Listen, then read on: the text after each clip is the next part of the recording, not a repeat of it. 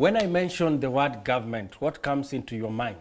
What comes into my mind is a country, a state with a set of rules, otherwise known as a constitution, standing orders, and probably rules of engagement. But that is a government, that's a country like our beloved country, Kenya. But what about when we talk about the home government? Yes, there are rules. They are probably written, others are not written. But of course there are rules. Let me give you a simple rule. If you come back home, you're probably 12 years old or 19, you go back home at 11 o'clock, what happens? Welcome to Family Times, and today we are talking about the home government.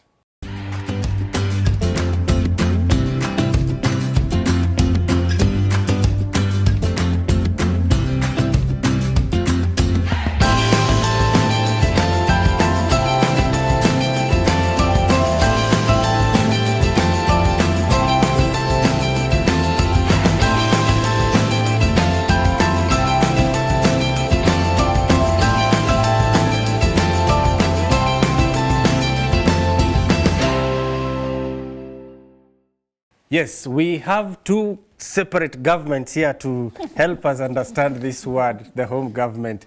Tabitha and, I almost say Tabitha and Richard in reference to Tabitha and Peter. Once again, thank you so much for joining us. It is always a pleasure to have you because we learn a lot. Welcome, and just say hi to our viewer. Hello viewers, welcome to the show. Tabitha. Hello viewers. You're welcome. These are heads of a government, and we are going to learn more about them. Tabitha and Richard, how are you? We're well. Right. How is everything? Good. How is your home government? Very all right. Very okay. Say hi to the viewer. Hello, viewer. Welcome. Hello, viewer. Welcome to the show. Allow me to introduce, in our country, Kenya, we have three arms of government. This is the other arm of my government. Allow me to welcome her, the very own Linda. Say hi. Hi viewer. Welcome. Let that smile not deceive you because rules have been made and they have to be followed. Ladies and gentlemen, this is interesting because we are talking about home government. Otherwise known as serikali ya nyumbani. Yes, there are a set of rules, right? There are things that you have to follow. Let's break it up. Richard, is it necessary to have rules? It's very necessary, Dave. For order. For order, for conduct, for general living. It's very much in order to have them rules and regulations and every other thing that goes with it. Thank you. Okay. You know, as we talk about rules, we also go the other side and talk about correctional facilities. We will come to that. Yes. Is it necessary that that house of yours should have order? For order, we need rules. So that we don't clash or have a lot of heat in the house. We need to have rules so that I know if I go this way, this is the right place, and it will bring peace, by the way. Yeah. Tell us about your home government. Why do you have it? A family or a home is an institution, and therefore it requires that you have rules and order to manage that institution. I think I take my premise from the book of Corinthians, 1 Corinthians 14:40, and it reads, "Let all things be done decently and in order." So in a family setup, there must be ways of doing things decently and in order, and that requires that we have rules for doing these things decently and in order. Yeah. If you go to a place, let me give this example. If you go to a place, most of the time, there are filling stations, gas stations, where you will commonly see a non-smoking sign, do not smoke, in a filling station where there are explosive gases. if you are a smoker, then that applies to you. Yeah. If you are not a smoker, that doesn't apply. It still applies to you. It still applies. It does. How? So Try that, it. okay, Sorry. if somebody is smoking, it's also your duty to also remind or show that person that, hey, this is not a this is a no smoking area zone, because if that person smokes there, you're also in danger. Yes. So in that case, Yeah. you are acting as as an example. Right. Is it true that as parents we set rules not because for the sake of punishment, but for the sake of the other ones who are coming up? Yeah. Yes. We set rules for smooth running of the home. Can we just use the word government? Anyway, for the smooth running of the home, the Bible clearly says that our God is a God of order. So we also need to learn from our God. Just like Linda said, if we don't have any order, there's going to be a clash. It's going to be disorder. Yeah. Very much. Yeah, because if you have a way of doing things, let's give an example of even Sabbath. You know what time to wake up, you know what time to do your things so that you don't get late to church. If we have order in doing work, like the earthly work or jobs that we have, why can't we also have order even in our homes and even on Sabbath? So we are encouraged to always have order in everything. Yeah. And again, you see, the kids are growing, Yeah. they are learning, there are things that they need, like as a parent, we need to impact in them. Yeah. So that as they grow, they are able to fit in the society well and also live well with them, with other peers or wherever they go, they are able to live in an orderly way. Yeah. And then just maybe to add on that, Yeah. in a home, like we are raising children, and these are like you're calling it a home government. As the president of that government, I would ask myself, what do I want to pass on to those who are coming up? So we must set rules that I know these are right, and this should be followed, so that these ones who are coming up follow what we are doing, so that we bring up a very orderly family for smooth running. Yes. Thank you for that. It is important that we understand that every home, whether the rules are written or not, like I said, there are rules.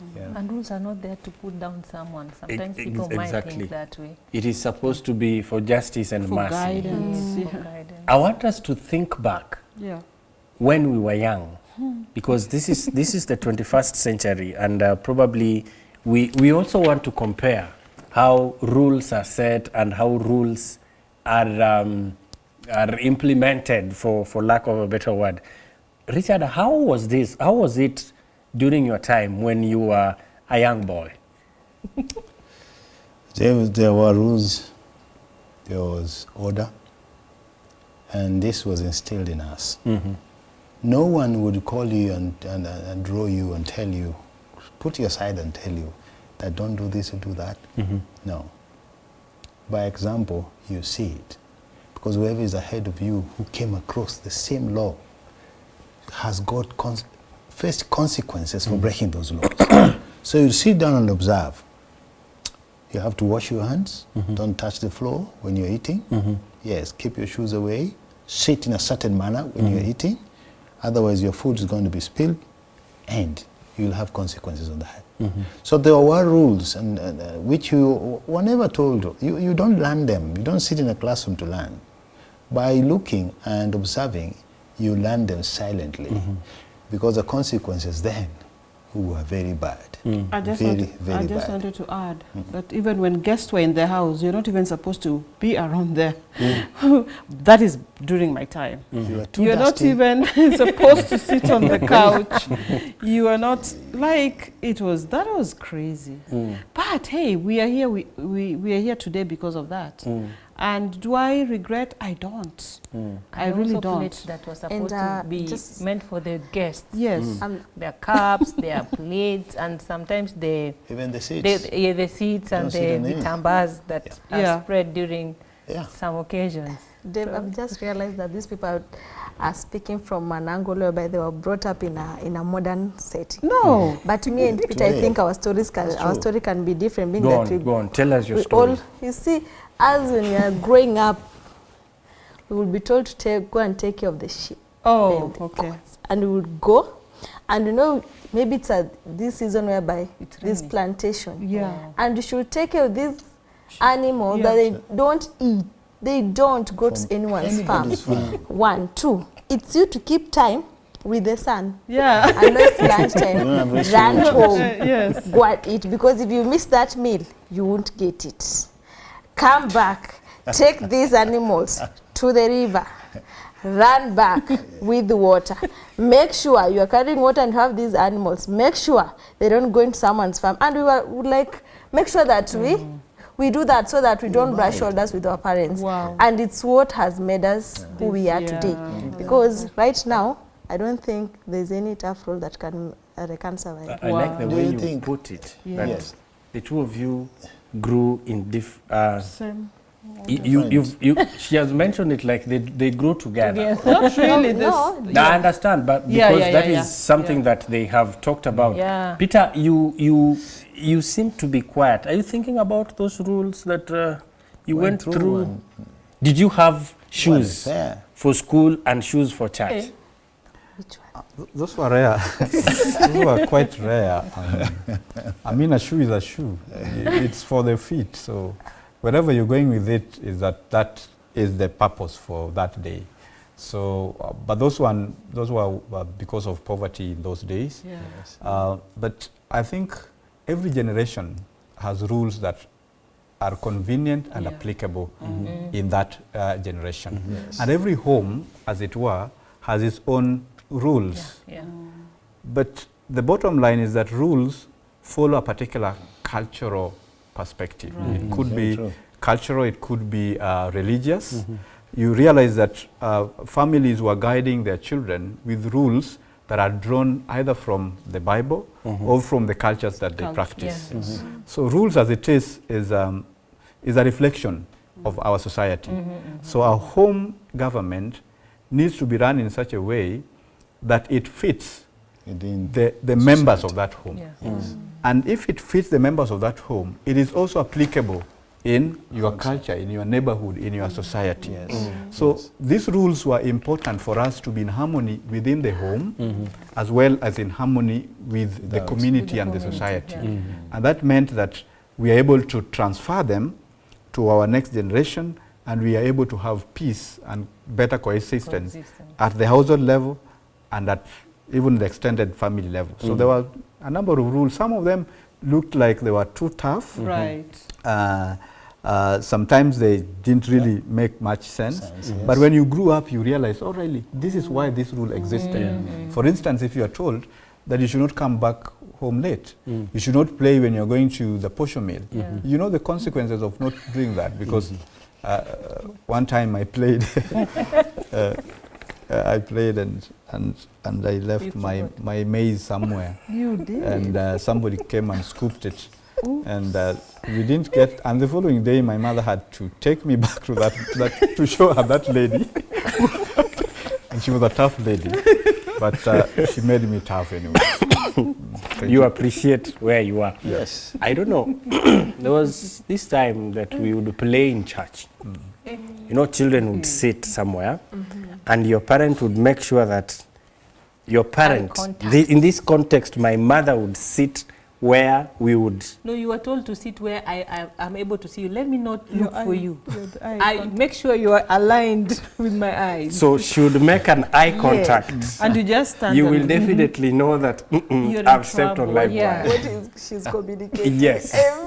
Every time. So She do parents this. would look at you and you'll realize, let us quickly compare with the rules that we have right now. We have children who are a bit, not a bit, but this is 21st century. I don't know what is happening, because children would ask why. Children would want to understand what is happening. Tabi. Social media, and the problem is we have refused to, unfortunately, let me give an example of, for example, if I struggled growing up, for example, and when God has blessed me with some little coins in my pocket. Now, I want to treat my child, thinking that I'm treating my child better, saying that, hey, I do not want my child to go through what I went through. I forget to introduce Jesus to my son or to my child. So definitely, and with the peer pressure that is with even adults, it makes it crazy. It makes it hard for even children to behave the appropriate way. I remember, maybe we can make a comparison on this. When it is lunchtime, or let's say when it is time for the meals, no one has an excuse where you are. It is time for meals. The food is served. Right. Everyone is there. Today, what is happening? It's different. Yes. Now we have gadgets, we are on the phone. Like hot pots, we have the microwave. You come home, your food. Yeah. It's okay. You eat at the time you want. Yeah. And everyone had to sit at the table. Yeah. But now everybody owns a phone, so the meal is on the table. But hey, mommy is busy on the phone. The two children are in the bedroom. There's just no proper organization and order. So it is chaotic. Yeah, it's very chaotic. The challenge we have mostly today is that we want to build these rules on what the world views.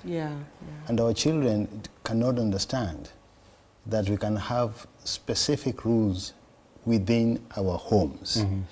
Because in our days, what happened in the house, what you were told in the house, what was enforced in the home, was enforced outside as well. There was a level, there was a standard. You can't go out and meet this elderly person and behave, in a certain way. Whether he's your father and uncle, whether he's, as long as he was older than you, there was a respect, a certain standard which you had to keep. Because anyone would become a parent and will smite you.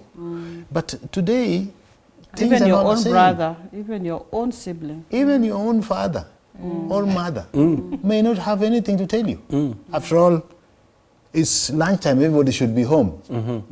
In my time, it's not your time. I don't feel hungry anyway. Exactly. And they tell you that very openly. Let's supper is ready, I'm not hungry. Yes, I'm not hungry. I want to ask the consequences of not following rules then and even now, but I've just remembered something. Yes. When we go home, we go back home. Yes. You see, I still remember the process of reminding me of the rules that I've broken. And one of them would be spanking. Oh, yeah. That was the most common one. Today, if I go home with my girls and I do that at home in the presence of my mother, it will be hell. She's the one who is so She won't accept defensive. it. In fact, she said, why are you caning my grandchildren? Kindly, if you want to cane them, go and cane them in town, not here in my presence. Yeah, that's hey, so you're like, what? And that is what they did to us. Yeah. You have the space to go and do it in town. You should not do it at all. It's not about town or home or whatever. Don't just do it. Stop it. Somebody was telling me that if you have a grandchild, it's different. I don't know. I don't have a grandchild. The rules a bit. Yeah, I think it's a time you get old and you don't have that energy. That energy. Yeah. The Dukes, what are the consequences that you have laid or you have put on the ground of not following rules? And this one should cut across, including you not following the rules and you not only the children. Yeah, I think when looking at consequences of not following a rule in a family, some of these consequences are very tough on the person himself. Because we say that these rules are based on either cultural or religious perspectives. So the moment you break a rule, for instance, of let's say, as a child, maybe you have relationships as a young person, and these are things that you're told, don't play with this, don't play with that, and then the consequences are that probably one gets pregnant, probably a boy gets into drug abuse because they didn't do this, or they're hurt in the process. Maybe the rule is arrive home early, but the person disobeys that rule and stays out late. Something happens to them. Yes. So sometimes these consequences you will face them, because these rules they don't come from the blues. But also you mentioned something about spanking and whatnot. I think rules go with generations sometimes. As long as they are based on the Bible, then you can follow them. But those that were made sometimes for us those days, they were not neither near here nor there, and they were abusing sometimes the rights of our children. I haven't seen places where in a home the rule is, if for instance you do not pass your exams, then you sleep out. No eating. No eating. You know, that is now abusive. And those were rules then that people used. That is now infringing on the rights of the child. Right. And oftentimes we create rules based on our own background, our own childhood. Not realizing that there are quite a lot of things that have changed that we need to balance out without losing our identity, our principles. There are things that we have to balance out so that the members of this family really do not feel abused, but they feel that they still fit in this household. Children can run away if rules are this, because the society now is different. So we have to balance out this without losing the principles of Christianity or the principles of our culture that are good for coexistence. There's something that you mentioned. Yes. Again, just to add on what Peter is saying, like in a family, we have the values that you uphold as a family. And they are the ones that can easily help you make rules in a home. That if a child breaks it, for example, if my son breaks something that we really sat down and agreed, yes, then there must be consequences. And some of them are, if for sure I've always been dropping him to school and he chooses to do something contrary to what we agreed, then definitely he'll use a matatu on that day. Or I'll deny him some privileges just to make him realize that this is what we agreed, and because I didn't do what we agreed as a family, then some privileges has to be withdrawn. Yes. And I believe, as you say it, family, but you're saying it politely. Yes. There's something that you mentioned about consequences. You see, the consequences are not just from the parents, but the consequences are even external. For example, you talked about you're telling your child not to do certain things or not to be in company with certain people. And then they end up getting in the wrong hands, maybe of now the real government. And then probably they're arrested. I'm talking about youths and teenagers getting into drugs. I mean, there's nothing that you'll do about it. Okay, fine, you as a parent, you've talked about it. But now they end up into the other side, you know, issues with addiction and all that. They get into even starting to steal other people's things. I want us now to think about Bible principles. I mean, we are Christians, and we would want to set these rules based on some setup. How would that be as compared to a government that is a banana republic, so to speak? Richard. Thank you, Dave. This is very challenging. Shouldn't be to a Christian, because God himself has given us laws. And these laws are expected to be followed by all Christians.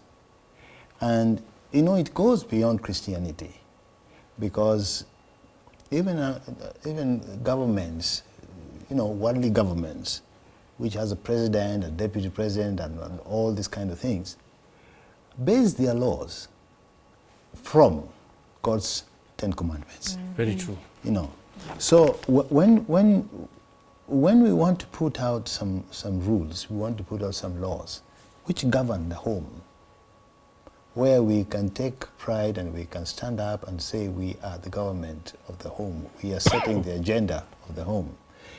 We must, in my view, we must, I want to stress that, in my view, as a Christian home, we must build whatever law we may have within the house on the 10 Commandments. Richard. There's a challenge, yes? Richard, just on that challenge. Yes.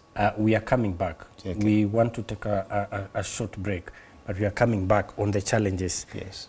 Dear viewer, we are talking about her home government and their rules of engagement. These rules, we are agreeing, are to be set, mingled with justice and mercy, not to reprimand and not to cause pain, but to keep and make the home to have a certain direction.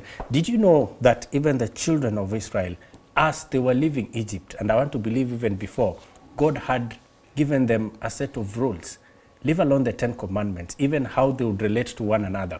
What do you think about this home government? We are taking a short break. When we come back, we are going to look at the Bible principles. Stay tuned.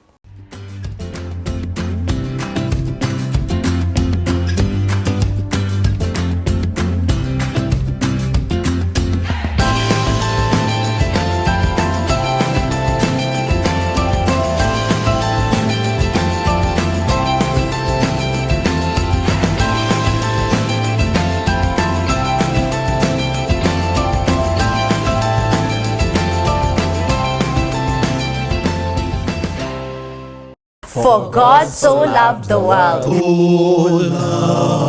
That will not let me go. Behold what manner of love. Yes. Come see what manner. I can't tell you, you have to see it for yourselves. That he gave his only begotten Son. I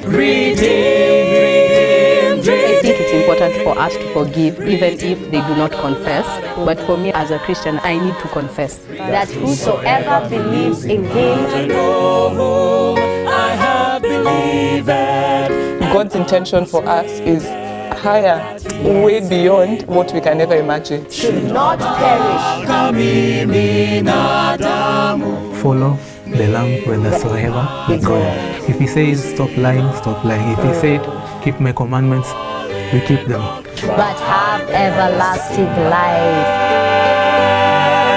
On Christ the solid rock I stand. We've been studying God's word and looking at steps that we ought to follow in order to get to know him more.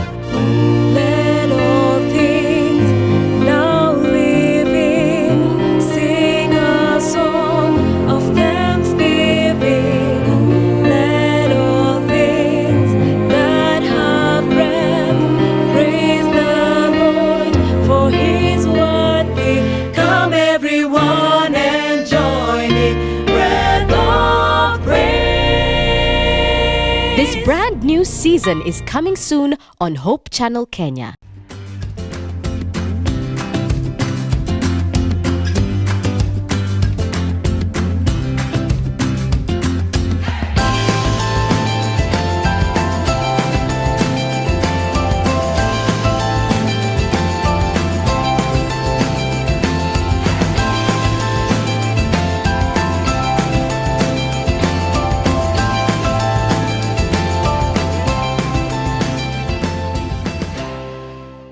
Welcome back, and this is Family Times. Today we are privileged to look at the home government, where rules are set to govern and to just ensure that everything runs smooth.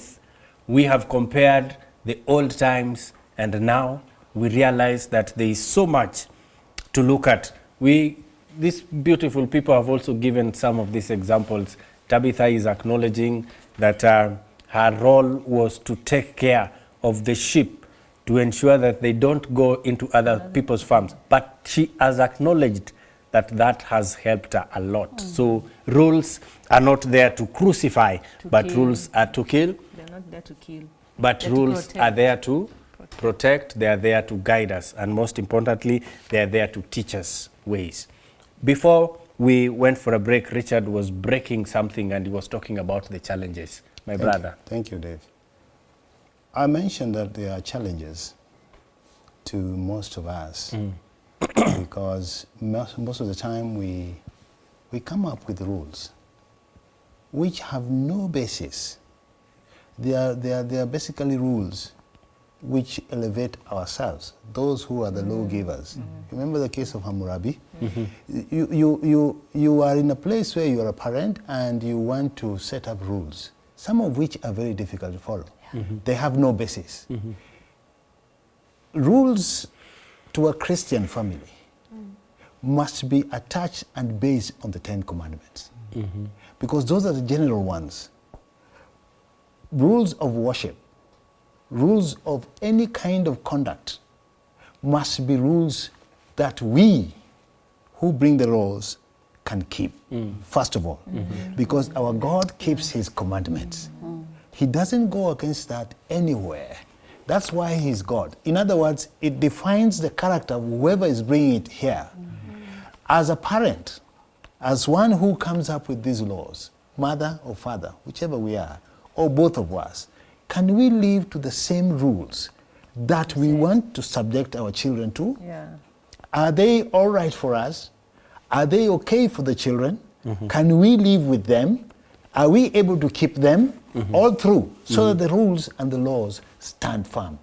We give them a place so that everyone follows them for our children. And above all, as Christians, the reason I say we have to base them in the commandments is because these are what we need to raise up children who know who God is and can keep to God's commandments. Yes. But lately we have parents and we allow anything and everything to go by. Oh, these children say, I know either by watching from a TV or watching from a video. So many things fly around. And they get their own rules, which are not supposed to be here. Remember, you're raising up children.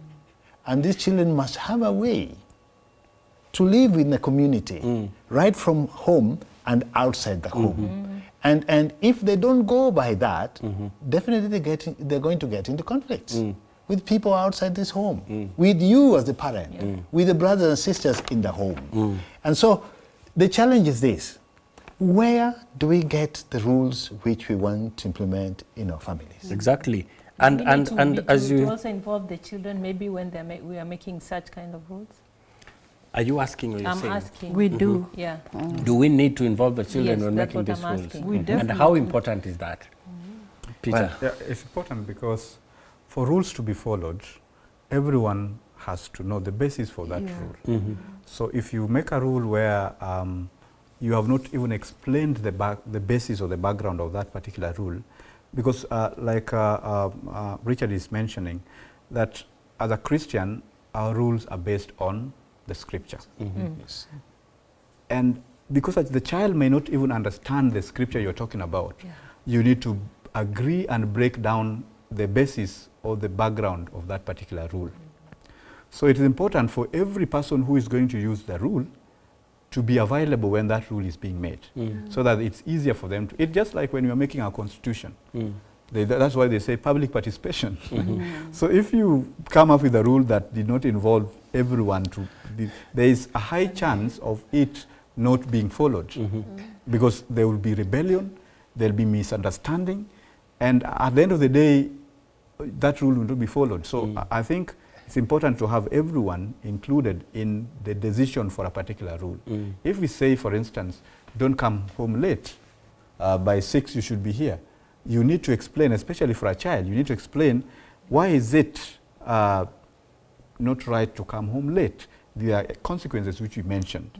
2, we want to have a family where we fellowship together, and our fellowship time is this time. So if you come late, then it becomes difficult for us to together pray. And this also applies, and I know it's a very sensitive area, especially when a visitor or someone from another family comes to visit. The rules are there. So oftentimes we tweak the rules, because now a person who is a visitor has come. If you are having devotions, we are afraid that maybe they'll feel that why are we pushing them to this devotion? So I think rules, when they are made, they have to be applied across board for the parents, for the visitors who have come. There could be some adjustments, trade-off as we call it, but it should not be a trade-off that kills the principle on which that rule was built. I want to pull in a different direction, and maybe you can help me on this. I am thinking that, yes, Bible principles and Bible rules, But I want to think that example is greater for the child in the process of learning. Absolutely. So, Because the Bible principles will never change. Never. they're started. They will never change. No? But when we set rules, like my brother Peter is saying that when we set rules and we say no one should come home late, Yeah. and I constantly come home late, and no one is asking, by the way, assume I have no reason for coming home late. No one even takes the responsibility of asking you. Yes. Because you are basically the one who gives the laws. Do you think anyone is going to follow these rules? No. Maybe what happened is that these children are so scared. You're so harsh. So they will just keep it for the sake, but they will not understand the reason why they're keeping it.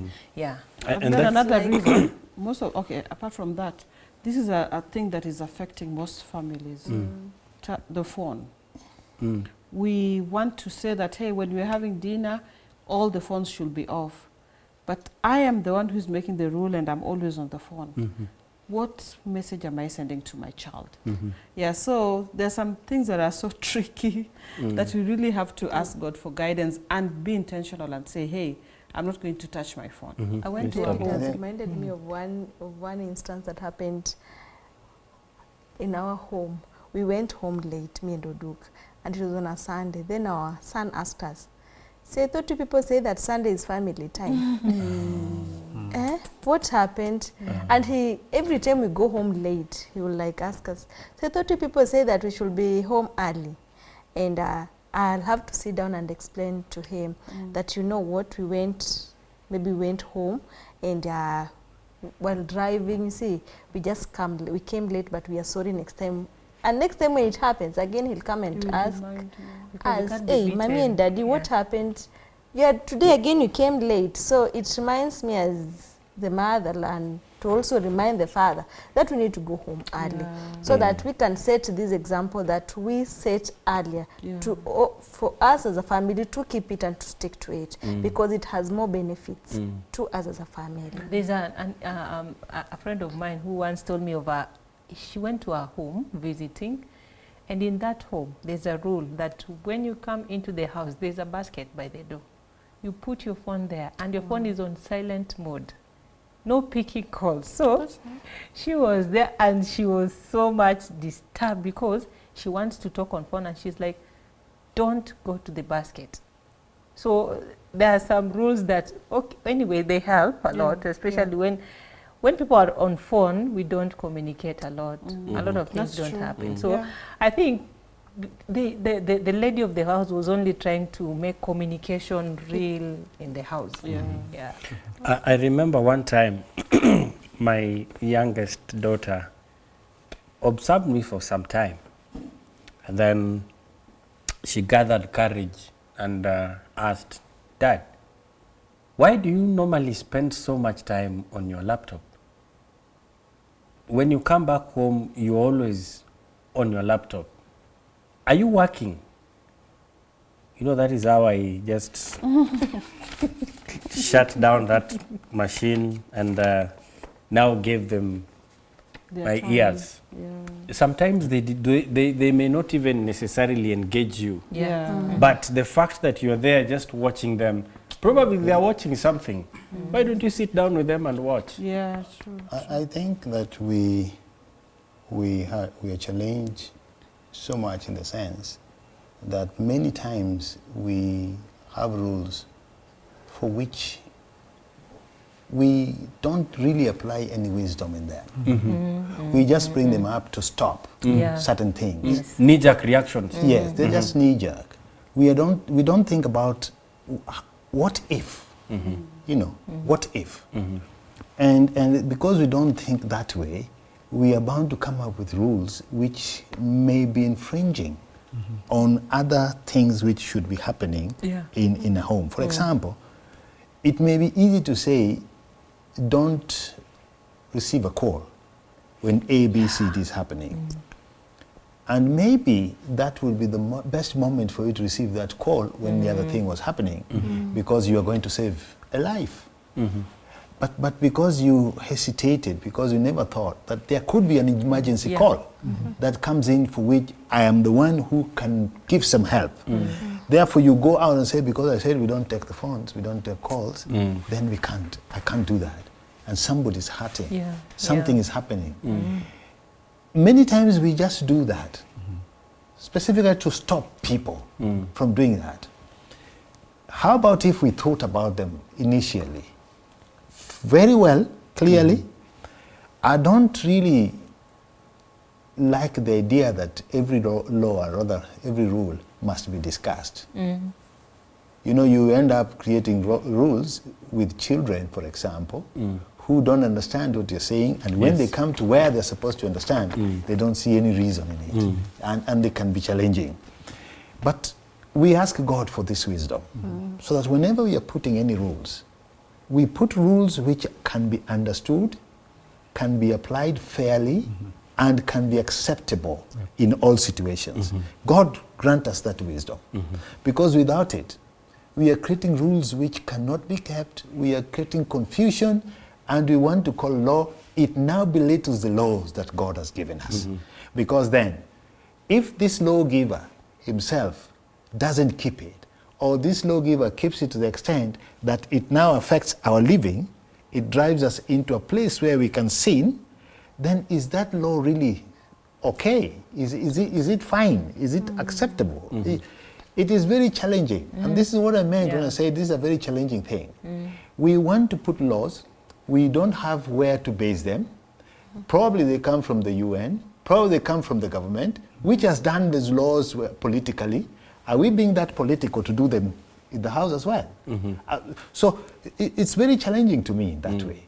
While you feel that I need to consult, children probably are very young, or they are already adults, they argue with you. God's commandments and God's laws were not argued. Let children know whom we trust and believe in, that this is God. Mine may not be that way, because I lack that wisdom. But if this thing is supposed to work and work well, then it must be based on the laws that God has given us, because they are the most fair. They are the best. Can I add something to what Brother Richard is saying? That family laws should be based on some level of common sense. Yes. Yeah. That you can't make a law that is so rigid that everyone is afraid to adhere to it. So that's why we're saying that let everyone understand this thing. That there's a consequence. For instance, if somebody came late, like our situation, would we be caned or would we cane? The thing is, can we have a law that really needs to be discussed, even in terms of why did you not do this? Justice we are talking about, but that justice has to have the mercy we are also talking about.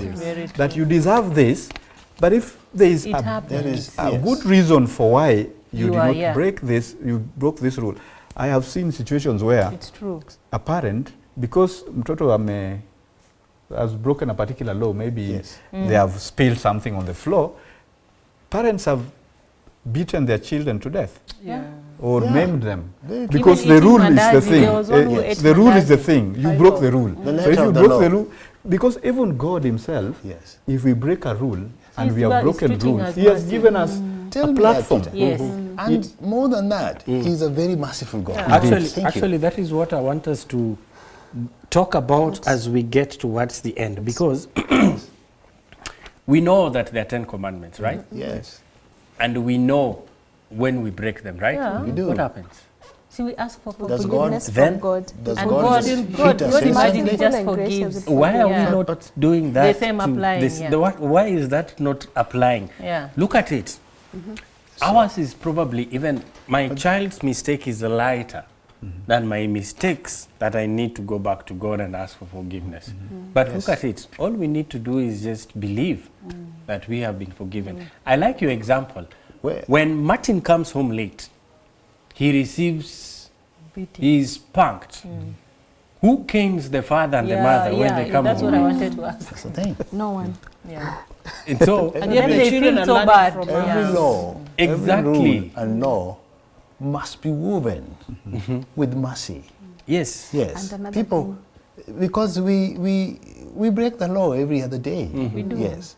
And the reaction we get from God, you know, God has given us a room where there is sin, mercy abounds. And he's Even also more. forgiven Yes. you before. Yes. Yes, Tabi. like when at home, when the kids are still young, Yes. and you want to set the rules or the laws, the easiest way would be do a family devotion together, read from the stories in the Bible, get to know what are the consequences of that story. Yes. Maybe you're studying about the story of David, and you see when David went to hide, when Saul went to hide himself and David went and found him, he didn't kill him. What do you teach them from that story? Be merciful. So Be we just merciful. be merciful, Yeah. and from that to teach your children.